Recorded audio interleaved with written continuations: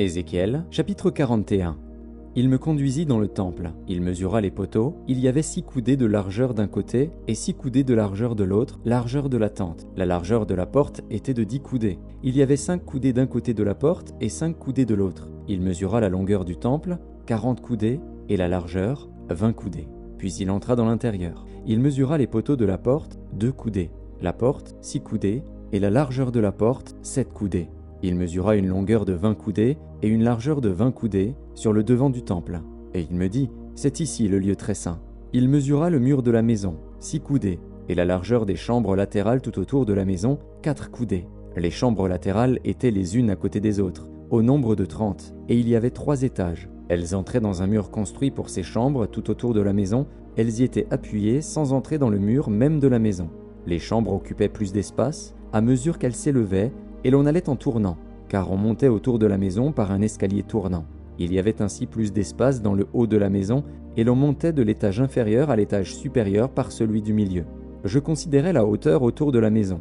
Les chambres latérales, à partir de leur fondement, avaient une canne pleine, 6 grandes coudées. Le mur extérieur des chambres latérales avait une épaisseur de 5 coudées. L'espace libre entre les chambres latérales de la maison et les chambres autour de la maison avait une largeur de 20 coudées tout autour. L'entrée des chambres latérales donnait sur l'espace libre une entrée au septentrion et une entrée au midi, et la largeur de l'espace libre était de 5 coudées tout autour. Le bâtiment qui était devant la place vide, du côté de l'Occident, avait une largeur de 70 coudées, un mur de 5 coudées d'épaisseur tout autour et une longueur de 90 coudées. Il mesura la maison qui avait 100 coudées de longueur. La place vide, le bâtiment et ses murs avaient une longueur de 100 coudées. La largeur de la face de la maison et de la place vide, du côté de l'Orient, était de 100 coudées. Il mesura la longueur du bâtiment devant la place vide, sur le derrière, et ses galeries de chaque côté, il y avait 100 coudées. Le temple intérieur, les vestibules extérieurs, les seuils, les fenêtres grillées, les galeries du pourtour aux 3 étages, en face des seuils, étaient recouverts de bois tout autour. Depuis le sol jusqu'aux fenêtres fermées, jusqu'au-dessus de la porte, le dedans de la maison, le dehors, toute la muraille du pourtour, à l'intérieur et à l'extérieur, tout était d'après la mesure et orné de chérubins et de palmes.